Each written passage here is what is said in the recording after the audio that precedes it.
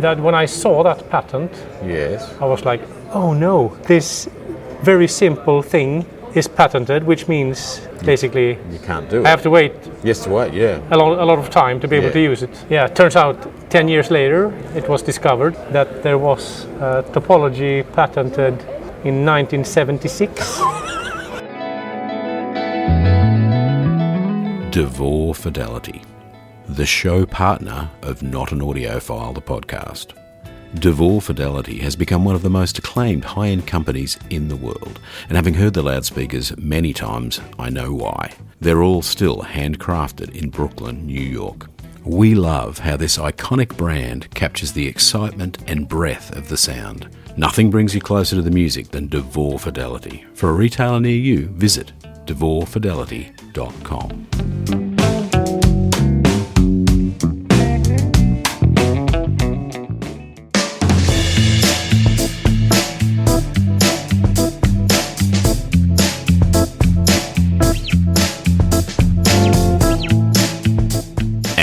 We are back, Not An Audiophile, the podcast, episode 59, season 3.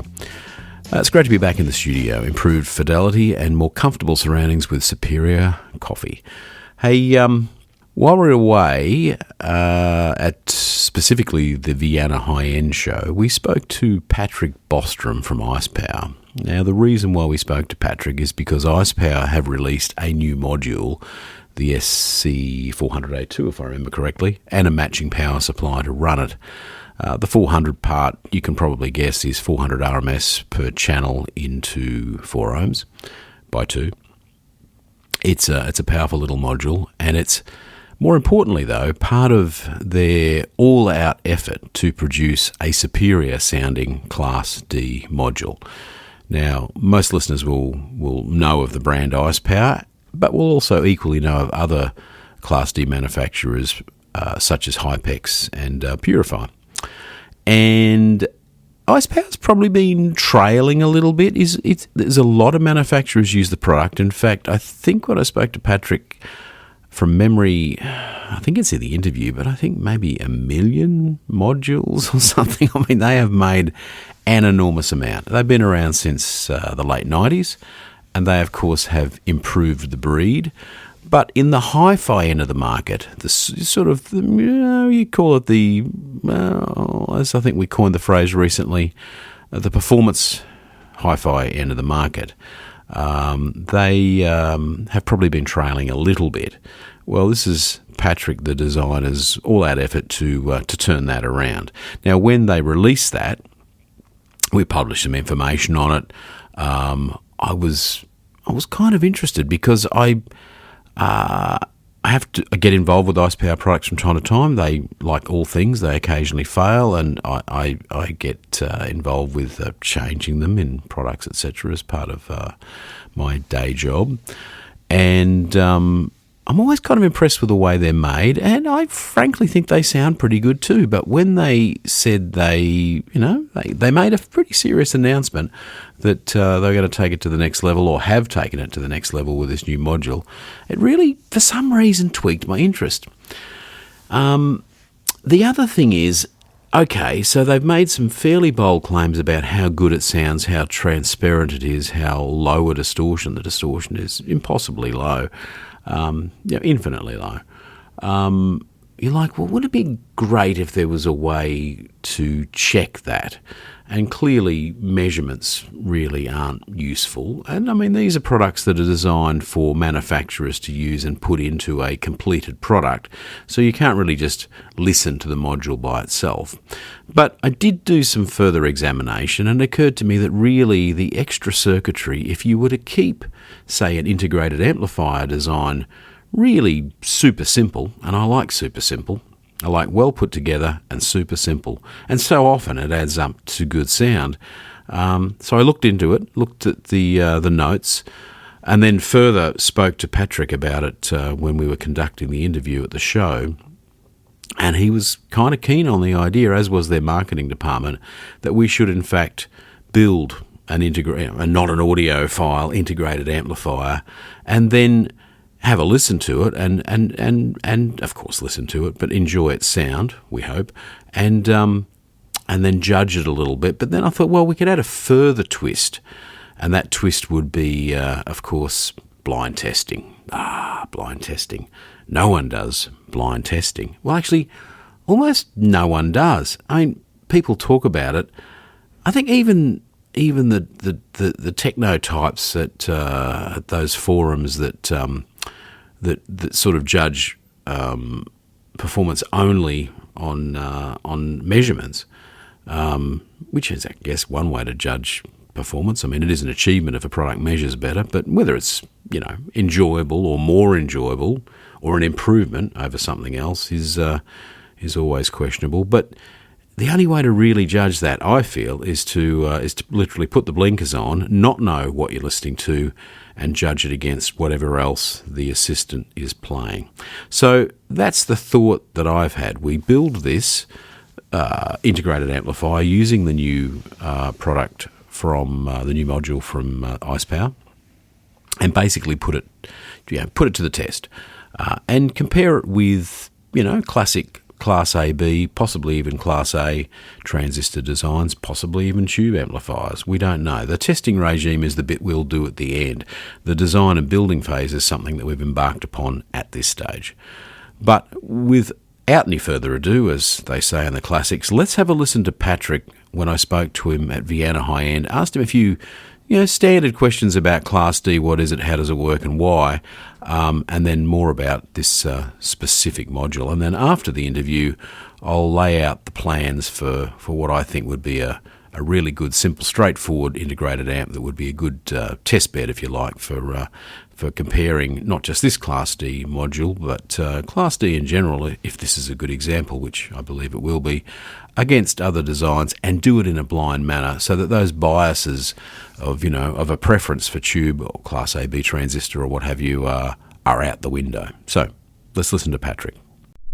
March Audio. March Audio is a proud episode sponsor of the Not An Audiophile podcast. With a mission to provide superb technical performance and exceptional sound at modest prices, Alan March has designed a range of power amplifiers, a preamplifier, and a selection of stunning loudspeakers that you should check out now at marchaudio.com. When you decided, there's obviously a day, you probably remember where you go, right, I can build a better Class D amplifier. Yeah, was that the thought, or is this something that's been ticking away for years? We've gone, there's got to be. When I was studying at university, I studied innovation engineering, which is a very broad education to make you capable of running your own business, basically, to become an entrepreneur or project manager or something. So I studied very little electronics, actually, but I've been very interested in audio technology since I was very young, and because I love the high-end stuff, the big speakers with fantastic sound, and the reason why I love that is because I really love music. I didn't become a musician, but instead I want to Well, that's why you're in the electronics business, right? I want to build equipment that can really... He can play an instrument. Exactly. So I want to build the equipment that can really create, or what do you say? Reproduce the magic. Music, the magic in music. So I've been. I started working for Ericsson as a power supply designer when I was 22, and that's also switch mode. That's actually where Class D comes from. Switch mode power converters, basically. I had a colleague there who actually tried to do some Class D amplifiers based on current mode. A lot of power supplies are based on current mode with a voltage loop around it. So that's the first thing I also tried. But then and that this was in the beginning of the 2000s, and there were a lot of patenting going on. Yes. And there were. So you mean like some of the 2005? Yeah, middle of the first 5 something. So one of the most important core technologies of Class D was actually patented by Philips. Bruno Putzis. Is that where he was working at the time? Yeah, in 1999. Yeah, okay. And that when I saw that patent, Yes. I was like, oh no, this very simple thing is patented, which means basically You can't do it. I have to wait Yes, to wait, yeah. a lot of time to be able Yeah. to use it. Yeah, it turns out 10 years later it was discovered actually on the DIYaudio.com community Yeah. that there was a topology patented in 1976 by that right? Clayton Sturgeon in Texas, Yeah. using bipolar devices, a Class D amplifier, Yeah, okay. which actually was the same thing. Is that right? But, and this is known, I'm not the only one that knows this, No, it was spread on the forum. Yeah. Basically, it was filed under a different name, so you Yes. couldn't find it. If you searched for Class D switch mode audio amplifier, you wouldn't find this patent. No, it was So therefore, called, the examiners that examined patents back then didn't find this. Yes, because it yes. was such a long time ago. Yeah, okay. And it had expired and everything. Yeah, and it expired, So, yeah. But this is the core we're using today. Yes, yes. That's the modulator inside. Yes. And you can make this modulator decent in terms of audio quality. Yes. And noise, you can do it with low noise and everything. Yes. Big bandwidth, low output impedance, all the way up to way above 100 kilohertz. Yes. And load independent then because of that. But not audiophile grade distortion. No, you need no. something else to do that. Yes, yeah. And that's what Putzi's and Purify, Hypex, and myself, Yes. ICEpower as well, has been working on for the last 10-15 years to really find out how to make it an audiophile grade amplifier. And it's quite tricky because you have. I think you're underplaying it. I'm sure it is quite tricky. I'm sure it's very tricky. But I've always wanted to improve stuff. That's the engineer's mindset. Of course. You want to make it better and better and better. That's the only thing to do, isn't it? That's your life. Yeah. So I could do it like this, but I could do it better. And so that's exactly what you've done. I mean, so how many years? And I'm pointing at the brochure of the new module. Yeah. Oh. Or I could point at the new here. module. Yes, exactly. Yes, because you've pulled it out of a hat. It's not big.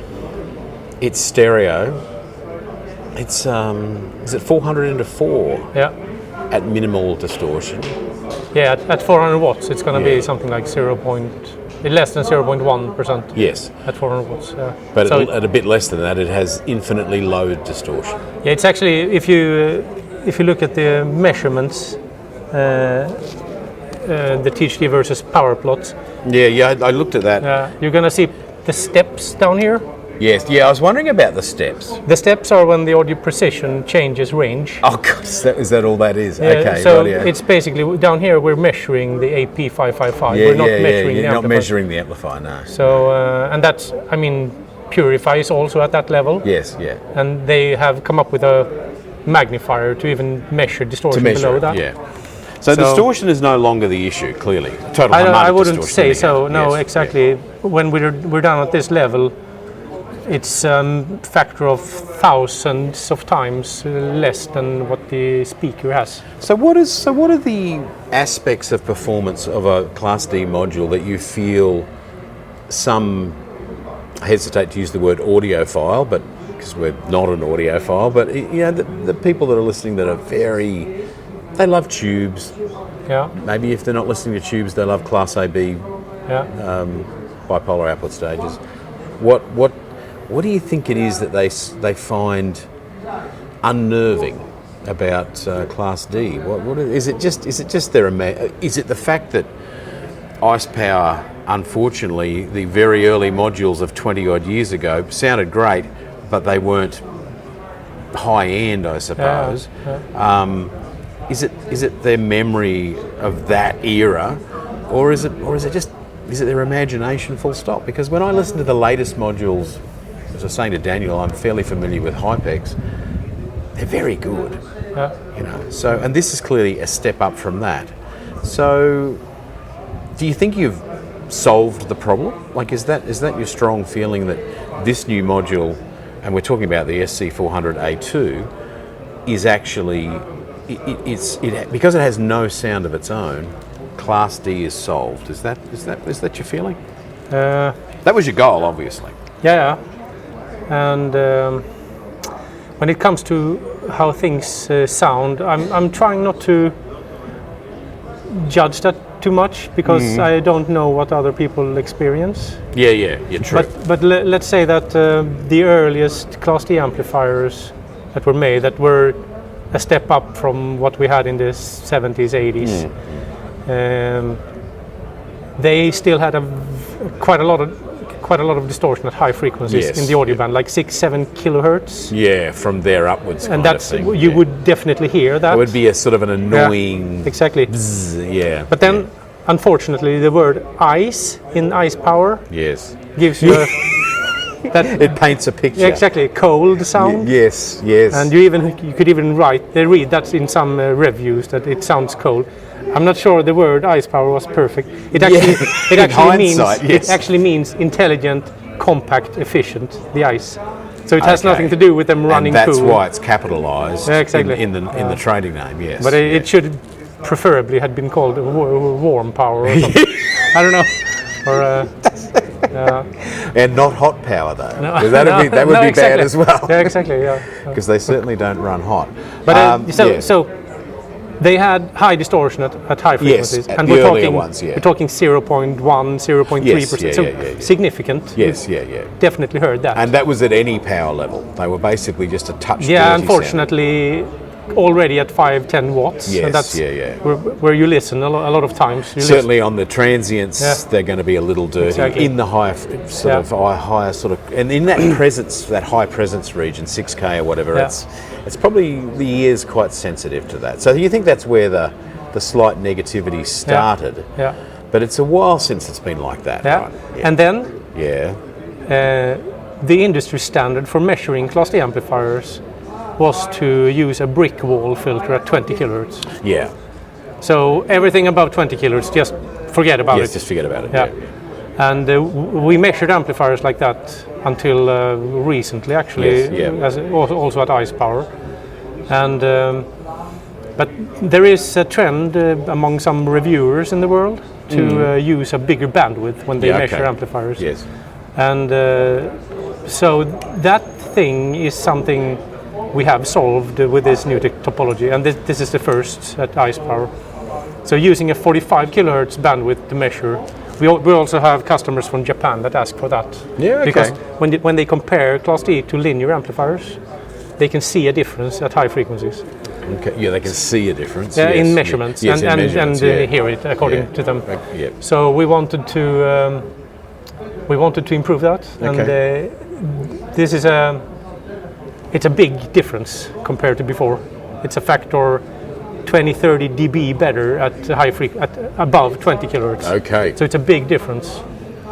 That's a factor 10-20 compared to before. So that's a big difference compared to what we've done before.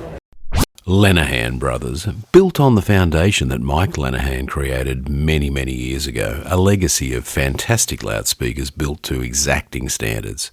Russell and Martin have continued the legend in the form of Lenahan Brothers. Check out the website now, lenahanbrothers.com.au. I have thoughts on Class D as well. I like it. I think it sounds very clean. In fact, I was about to say, and in theory, it has very grippy, fast bass. But I think it sounds sometimes a little light in the bass in some systems. Do you feel that? Is that because it is so fast that it's so like it has great transient performance in the bass? It's because of the low output impedance, I guess, to some degree or something. It feels, I don't know. But overall, the only remaining concern I really have is that the earlier ones particularly did have a limited life. They seem to, not all of them of course, but a lot of modules would fail after maybe 10 years or something like that. Okay, yeah. The Class D manufacturers don't like to talk about it very much. Yeah. But I have a thought, which is that why can we not treat this module? I'm holding your new module. Why can we not treat it as a more like, say, the same way we treat, say, a 300B tube? They've been making them for nearly 100 years. Yeah.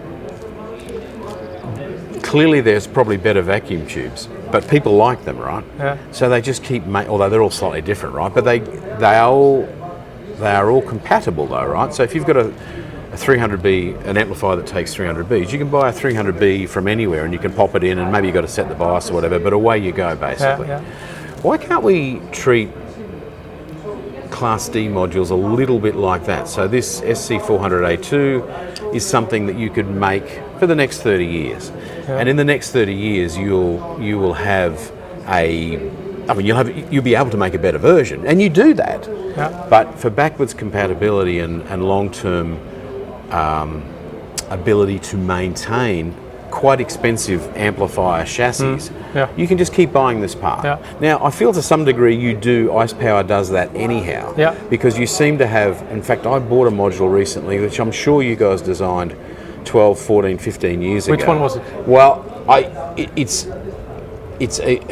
I said to Daniel, I'm not sure what the model is. I think it was ASW 200 or AS something 200. It's used. Maybe I should mention the brand. ASP 200. It's a power supply amplifier. It's probably a mono amp, or maybe if it's stereo, it's bridged in this application. It's in an active bass section of a full range speaker. Okay. And the supplier, the manufacturer of the speaker, they got them in stock, no worries, we'll get you one. It's not a problem. And it's not even that expensive. It's actually not a bad way to look at them when you consider the cost of the modules is entirely reasonable. Exactly. Considering, it's like a part. Yeah, it's like a part. It's no different to, say, maybe in the old days an STK IC, or in new days, any of those new output ICs, the little smaller package plastic case ones, or maybe even just it's like an output transistor. So IcePower, we started making modules. Is that a thing I'm kind of thinking? Is that you do try to keep the stock for a long time? Yeah, we have it's been important for us to be that manufacturer that you can trust. And rely on until you decide as a customer you don't want to produce the product anymore. So we have the A modules were the first ones we started producing in early, I think it was 2001 or 2 or something. That long ago, and selling. And we still make them. And you still make them? We have end of life one of them, I think. The only products we end of life are the ones that we maybe just sell a few hundred of every year. But as long as people want them, we continue to make them. So you're already doing what I'm alluding to in then. So let's clarify that. So at IcePower, at least, because you're not speaking on behalf of the rest of the Class D manufacturing community, but in IcePower's case, you started manufacturing 15 years ago or longer. 25, almost, Yeah, well, actually it is, isn't it? It's nearly 25 years ago. Is still available. Oh, well, there it is. It's done. So, and the thing is, we had our own chipset, ICs, control chip and gate drivers. That we designed and started producing in 2003 or 4 or something. And we had to stop producing them a couple of years ago because the processes for making them were end of life by semiconductor fabs. And then we opened up the designs. This was the 125 ASX2, 50 ASX2 that we started making in 2004 5 something. And we opened them up, and I put in our latest topology at that point. It's called the conductor, not the superconductor. No, it's just the conductor. And then we made them fully backwards compatible, and now they're in mass production again, and people love them. So we're going to keep making them. And those modules, the 50 and 125 ASX2s, we have made more than 1 million of them, powered modules. So probably going to make 2 before we end of life them. That's astounding. That's the difference, I guess, to some degree between IcePower and, say, Hypex and Purify. It's just the incredible volume of modules that you make. It's completely impressive. Talking a little bit, because you're a busy man, we're not going to hold you for too long. But tell us a little bit about the new module, the differences and what some of the extra trouble that you've gone to not just lower the distortion, but make this module sound as, I guess, transparent as possible. Yeah, so as the thing I said talked about before, the core, the actual modulator, which was patented early on. Early on. Well, and then very early on. Yeah. So that's still the core, because it's invaluable. You can't replace it basically at this point. And then we add the secrets around it, how to make it even better. Yes. And we need, of course, we spend a lot of time on making that core as linear as possible. But then we have to add extra loop gain around it to make it an audiophile grade product. And yeah, that's we're using an interleave topology. This is nothing new. We have, designers have been using that for a long time. Yes, yep. Interleaved negative feedback, non-inverting. Each integrator stage here is a second order, so in total it's a fourth order slope, which goes up to where it can merge with the slope of the output filter. So it's a very steep slope, and then we twist back the phase, and when you do that with negative feedback, you get some serious problems with the frequency response, the closed loop response. You want the same gain at all frequencies. Of course, yes. And you don't want to have a frequency response that peaks or looks like a roller coaster at the end. No. It has to be a smooth slope. Just yes. Yeah. And that kept me awake for a lot of nights. But we finally figured out how to do it, so we have a very nice, you can see that in the brochure as well, very nice slope at all loads. And then of course all the components that we use in order to make this, that we call the superconductor, we go all in here. All the components are basically the best you can find. The output capacitors are actually identical to the ones used by Purify and Hypex in their finest modules. Yes. And that's because they are the best. It's the VMAS MKPs. And the op amps are the best ones we can find, and the resistors are thin film 0.1% where needed to get the proper common mode rejection and everything. So now this module I'm holding is clearly not a finished product, I take it. It's not a working module. It's that's the way it's going to be. I have hand soldered a few parts on it because it's going into mass production right now. But that's the way it's going to look. It's just that there's nothing touching the heatsink. Yes, there is. Is there? Yeah. The MOSFETs are, you can see it from the side there. There's a ridge under. Yes, yeah. Oh, so it's further in. Yeah. The MOSFETs are touching the heatsink. We are using actually plastic cases, MOSFETs. Yep. And they have become so good that we can cool them enough, even though we don't have metal to cool to. So we can do in room temperature. That can do 2 times 100 watts continuously. Yes. Just without a piece of aluminium underneath it. Yeah. Just like this. No, if you put it on a slightly bigger. Like a little bit of a plate, yes. But already like that, it can do 2 times 70 watts. It's amazing. And that's because it just doesn't generate much heat at all. The efficiency is around 97% at high powers. Wow. Yeah, okay. And if you compare that to like a Class A B at the same power, it would be like 50%. I was going to say that. So the amount of losses is rule of thumb is 50%. 18 times lower or something. How do you engineer this? You say it kept you up at night. Are you doing all of this in some kind of simulation program initially, and then you build it at some point, obviously? Yeah, exactly. And then when that blows up, you build another one. The absolute fastest way to design is to make it work in a virtual world first. Yes, because it can't blow up there. Yes. And there are basically no exceptions. If it works well in the simulation world, then it works in reality. Work. Yes. There are some exceptions, but they would be thermal parasitic. Parasitic. Yeah, you can actually get some oscillations sometimes that you cannot see in the simulation. From the way the components are arranged on the board. Yeah, something like that. Yes, yeah.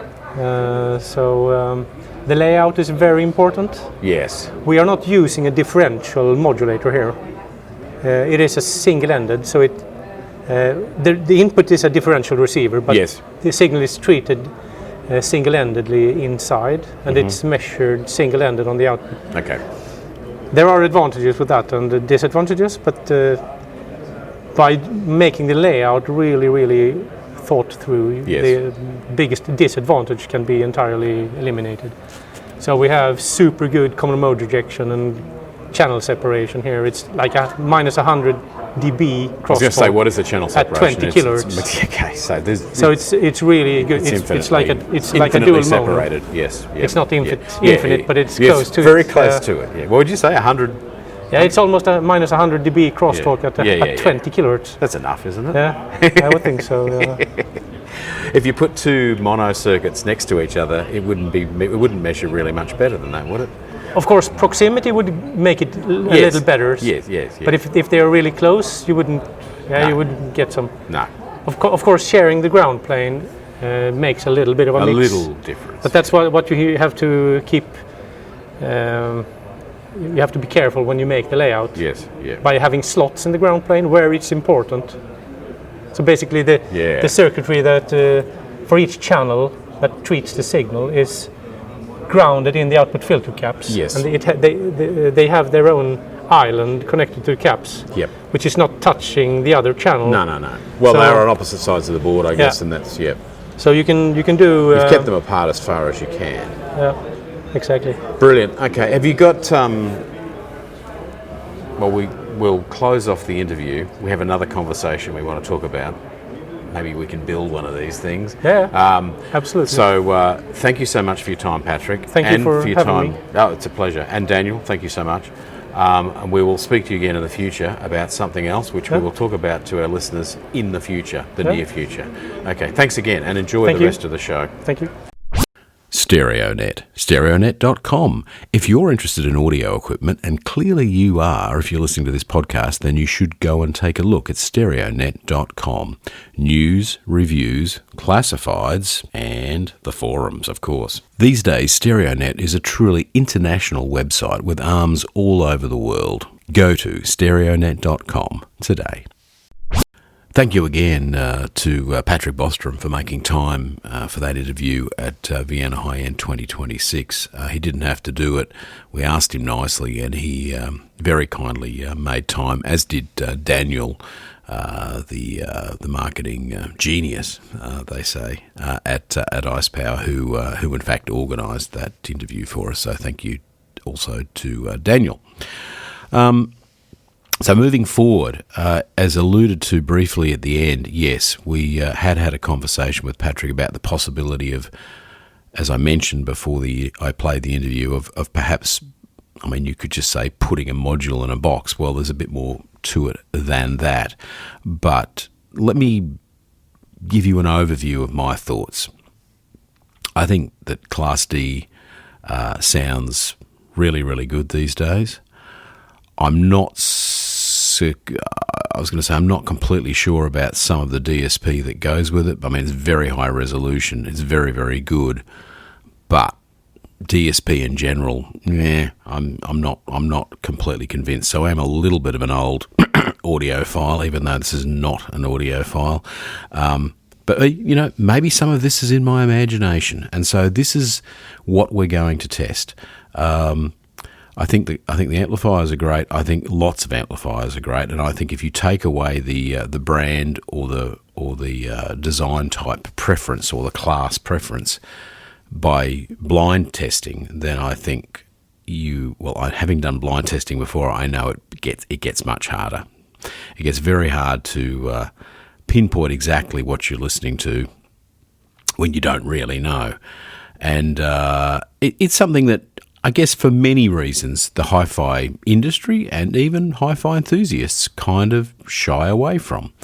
And in fact, on the blind testing subject, I've done a couple of tests over the years with other things. So wine is the classic one. Or in fact, sometimes you'll see it on a cooking show where they'll have the chefs taste things blind, and it's amazing how often they get things wrong. And then they also say in the food trade that many people cannot tell the difference between red and white wine when you blindfold them. So I always found that a little hard to believe, frankly.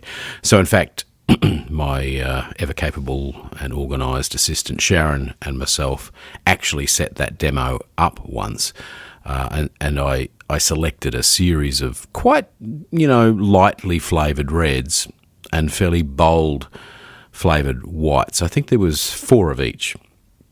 And so they were all, quite different. We didn't just use the same wine and kept switching between it. I put the blindfold on. We'd poured out, from memory, a 10 or a dozen glasses, 6 of each, 6 red, 6 white, and then just randomly they were presented to me by her, and I wrote down, or I described what I thought I was drinking. And maybe I've drunk too much wine and I'm too familiar with it, but guess what? I got 12 out of 12. So there was at one point a tricky moment where I wasn't actually sure. I wouldn't say I had a guess, but I did. I was like, I really had to think about it and have a second swig, so to speak. And then a third, and then maybe I had one more. But in the end, I worked it out. So having also done it quite a bit, though, this blind testing caper with audio gear, and the one time I remember, because I did it on a previous podcast, was where we had 4 different digital sources, 3 DACs and a CD player, and we were streaming through the 3 DACs. In fact, we had the output of that CD. No, I think we had the output of the CD player through the 3 DACs, and then we listened to the actual output of the CD player.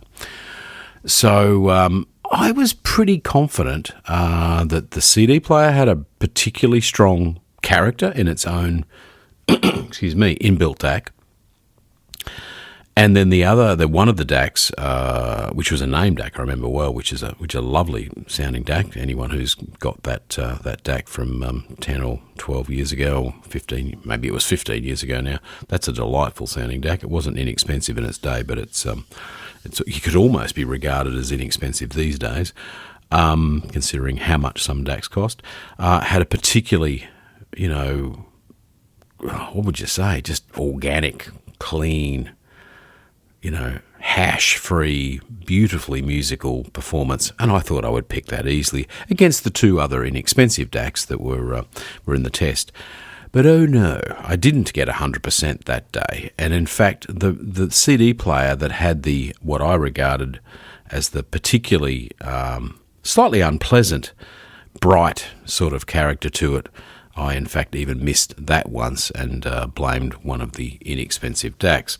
So it gets hard, and so it's all very well. We're going to build this thing, and I'll run through in a second some of the design ideas that I've got to kind of keep it simple and really very much hear the sound of the module rather than the sound of the preemptive switching attenuation stage / buffering stage, which of course is what a manufacturer would do, was to give it their own house sound and character. So back to the blind testing. So that's the thought. So we're going to get together, and I don't know who the reviewers are yet that are going to put their reputation on the line, and maybe none of them will, but we'll ask a few, and we'll see what we can do, and we'll do it together live, and we will, of course, video record this whole event.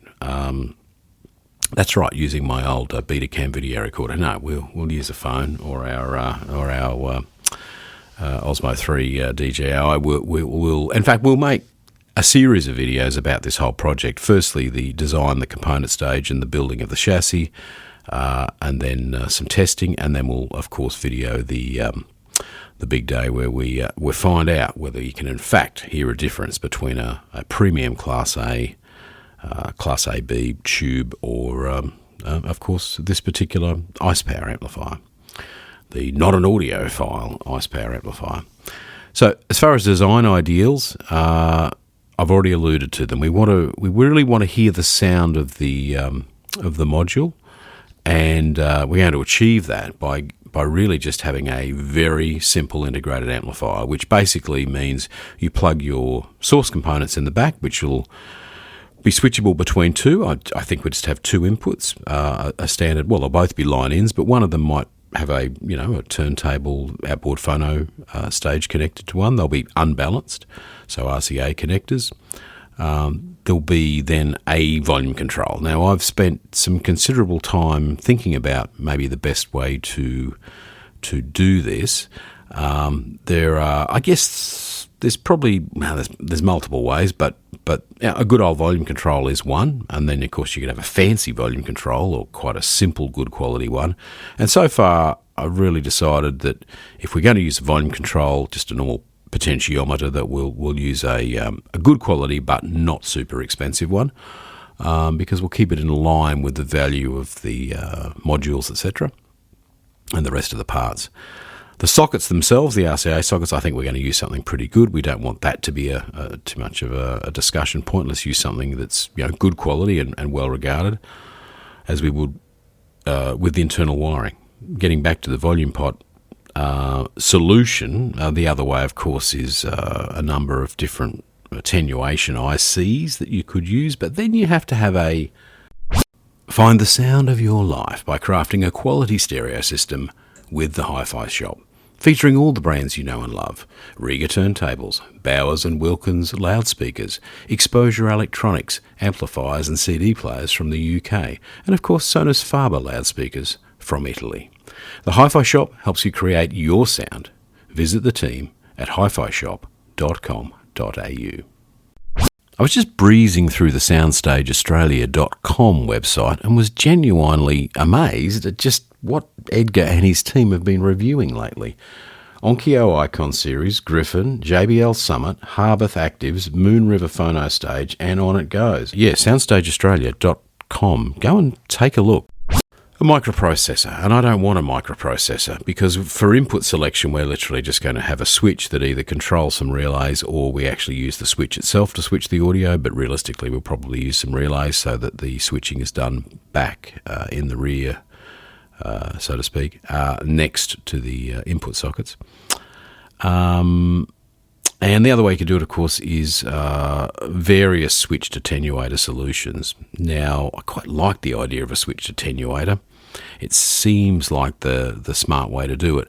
But the more you look into it, the more you wonder whether there's a trade-off that, is such that the advantages are somewhat limited. So, it does avoid... If you do it just with a switch, it avoids the need of a microprocessor, but it's quite a complicated thing.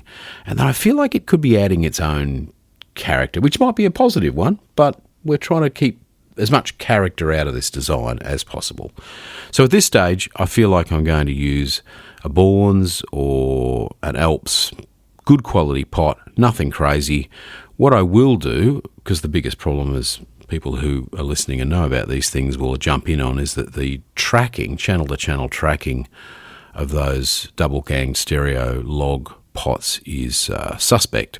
And that's one key advantage of the stepped attenuator or an attenuator IC is perfect channel-for-channel matching.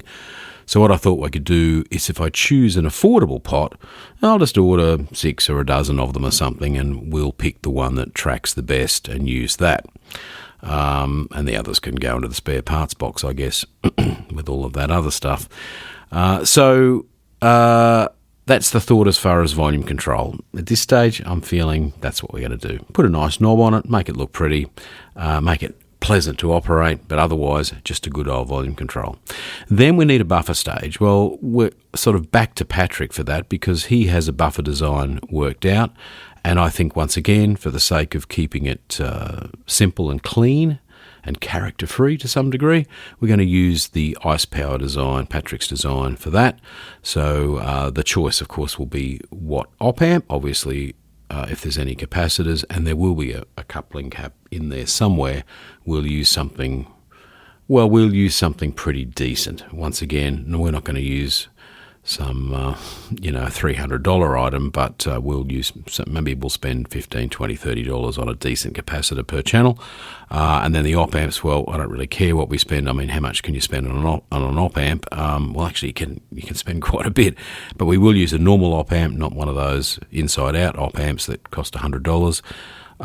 It will be a premium one. It'll be something, that's run-of-the-mill. I've been trying to get a sense of the preference out there, and quite frankly, for all of these ideas at this stage, anyone who's got strong preferences or thoughts should phone them in via the YouTube commentary and say, hey, no, you should be using this is the latest and greatest, or whatever.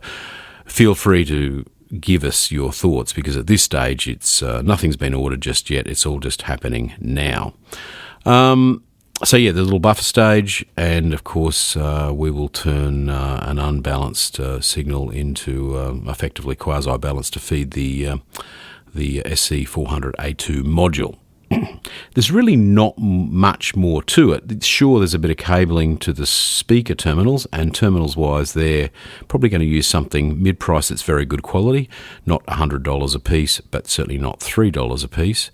We want to make it, it'll have to be a multi-way binding post, because when we go to test this amplifier, there'll be situations where people will have all sorts of different cables, and we need to be able to accept them.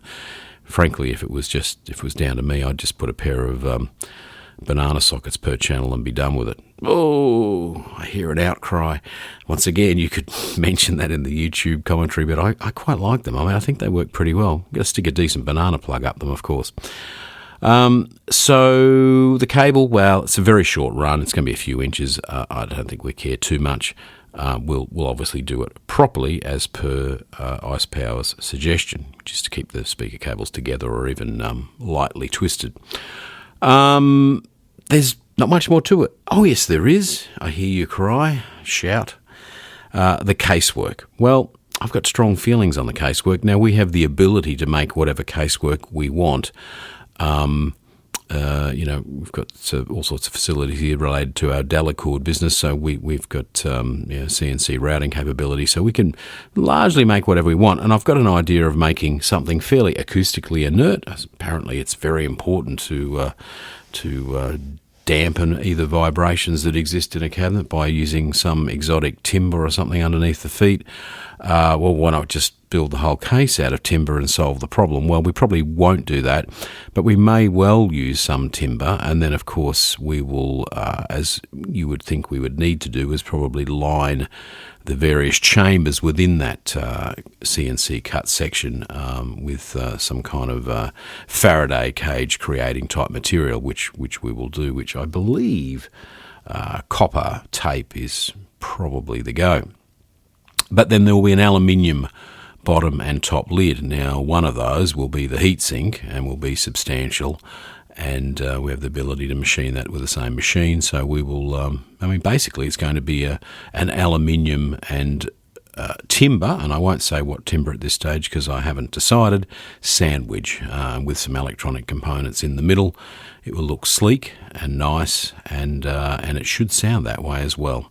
So that's the project. That's the first Not An Audiophile project, if you like, and the reason for doing it is, as I've outlined, is let's have really a shootout between the different classes that's on a very even playing field, and obviously there'll be people who will report back who won't put the blindfold on, but that's the ultimate goal, is to have that shootout, because I feel strongly, having had the conversation with Patrick, that he's done a very, very nice job, and that the differences will be personal taste.